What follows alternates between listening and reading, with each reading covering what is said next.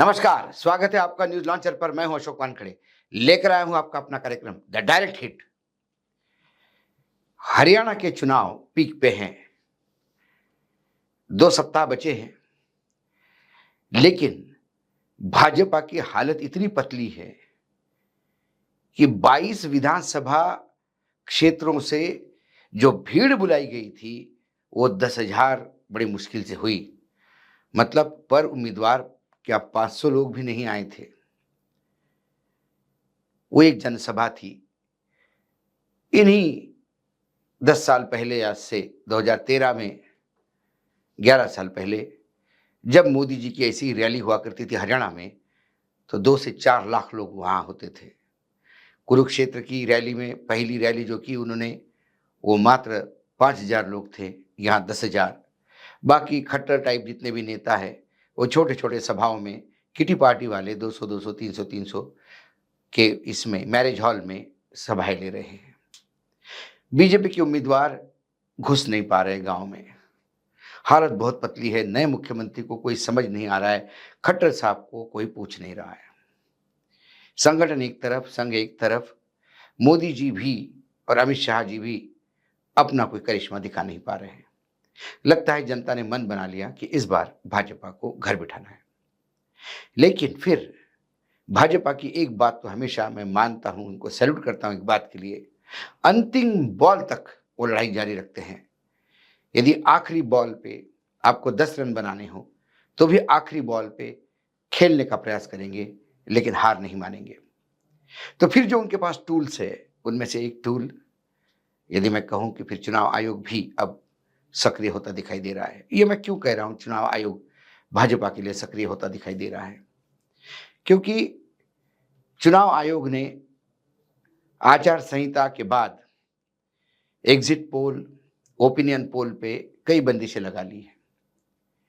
लेकिन अखबार अपना आकलन, चैनल अपना आकलन, अपने रिपोर्टर्स की बातें कि कौन कहाँ स्ट्रांग है, कौन कितना लहर चल रही है, कौन कितने सीटें जीत सकता है, ये तो कर सकता है। ये कोई ओपिनियन पोल नहीं है, ये कोई फॉर्म बांट के लिया हुआ कोई सर्वे नहीं है कि इतने प्रतिशत लोग, ये 10 सवाल पूछे गए, ऐसा नहीं है।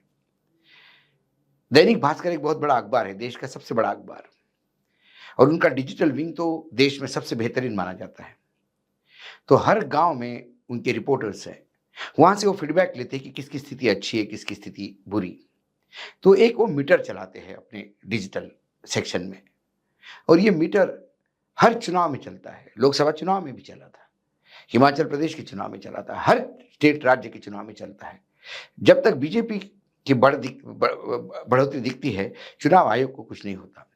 लेकिन एक स्लाइड उनकी जब लगी यहीं, और वो स्लाइड क्या कहती है, मैं स्लाइड आप देख भी सकते हो स्क्रीन पे।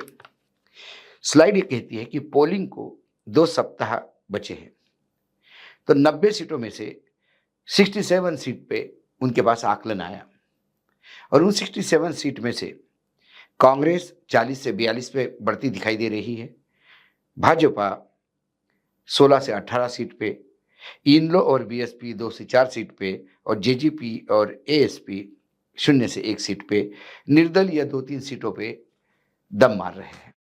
ये एक आकलन है, ये कोई सर्वे नहीं। ये रिपोर्टर के दिए हुए फीडबैक पे एक उन्होंने एक स्लाइड चलाई। सबसे पहले जो मुझे बताया गया, यानी जो मेरी चर्चा हुई पत्रकारों से जो वहां काम करते हैं, सबसे पहले तो सीएम ऑफिस के वहां से फोन गए कि भाई साहब ये गलत हो रहा है, इसको उतारिए। अब देखिए, हरियाणा में सरकार में बहुमत में आने के लिए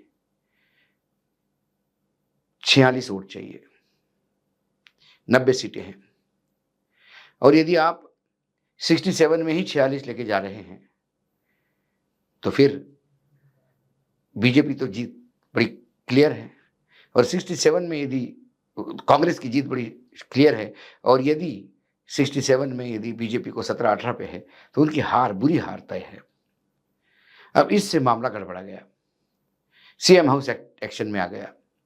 उन्होंने फोन करके कहा कि नहीं, ये इसको रोक दीजिए, ये गलत है।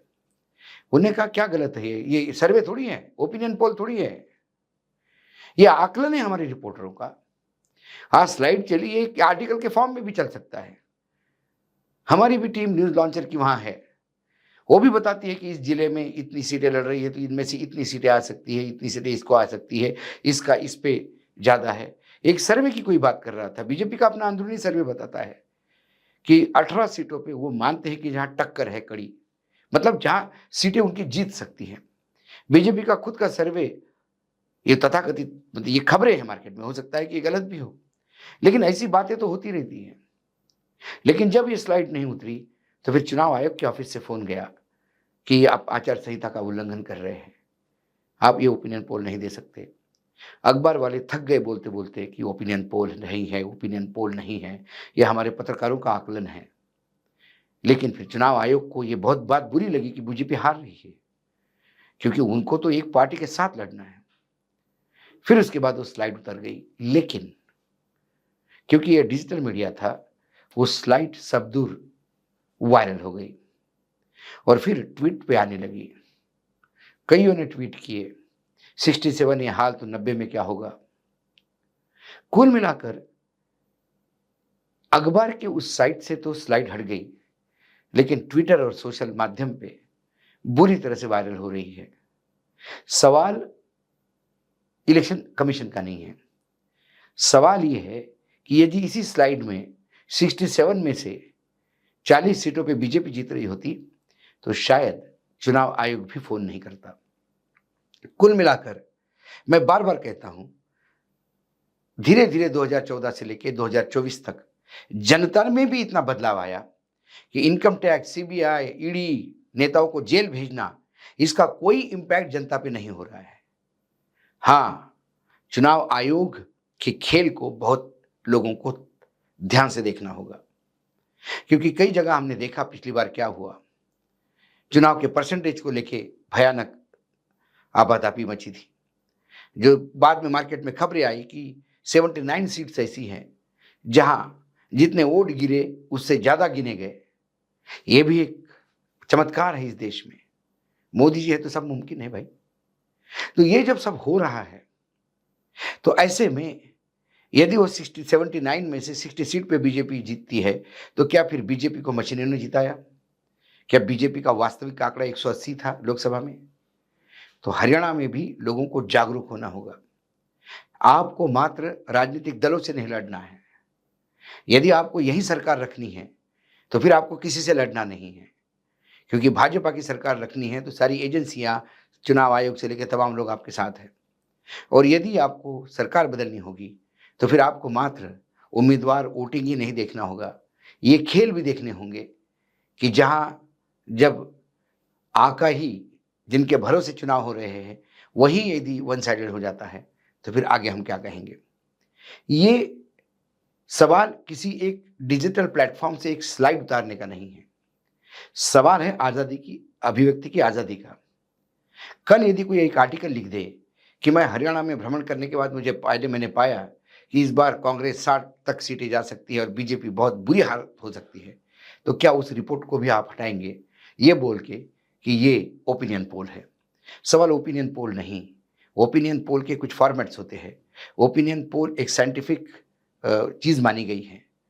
सी वोटर के मेरे मित्र देशमुख ने जब मुझे अपना ऑफिस दिखाया और अलग अलग सॉफ्टवेयर पे काम करते हुए दिखाया, तब मुझे समझ में आ गया कि ये जो सर्वे किए जाते हैं, इसका कैसा एनालिसिस किया जाता है, इसका पूरे आंकड़ों का कैसा आकलन किया जाता है, तब जाके कहीं कुछ सामने आता है। यदि आपने अपने पत्रकारों को बोला कि तुम्हारे गांव में क्या लगता है बीजेपी आ रही है, तुम्हारे गांव में क्या लगता है जेजेपी आ रही है, यदि ऐसा पूछ के यदि कोई उसका रिपोर्ट बनाता है, तो ये ओपिनियन पोल कहाँ से होगा? लेकिन फिर चुनाव आयोग है, माए बाप है, चुनाव चल रहे हैं, आचार संहिता में अगणित पावर है, इसीलिए सरकार को अपना आदमी चुनाव आयोग में चाहिए। इसीलिए सरकार ने, सर्वोच्च न्यायालय ने जो व्यवस्था दी थी, जिस व्यवस्था के तहत प्रधानमंत्री, विपक्ष का एक सबसे बड़े दल का नेता और स्वयं सर्वोच्च न्यायालय के मुख्य न्यायाधीश, ये 3 लोग उस कमेटी में रहेंगे जिसमें चुनाव आयोग में आयुक्त नियुक्त होगा। लेकिन फिर सरकार ने नया कानून लाके मुख्य न्यायाधीश को घर बिठा दिया उसके जगह अपना ही एक मंत्री बिठा दिया, मतलब 2 मिलके सरकार मिलके तय करेगी किसको लाना है। सरकार ऐसे आदमी को ज़रूर लाएगी जो सरकार के सामने हमेशा सैल्यूट की मुद्रा में होगा, और जब होगा तब ऐसे निर्णय आते हैं और ऐसे रोका जाता है। लेकिन मुर्गे को ढकने से सूरज नहीं उगता, ये मूर्खतापूर्ण कयास है।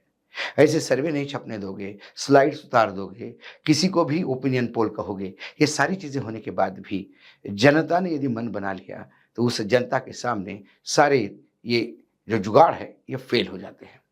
और हरियाणा में ऐसा ही होते हुए दिखाई देता है। सीधा आज़ादी के अभिव्यक्ति को सीधा हिट किया है आज चुनाव आयोग ने।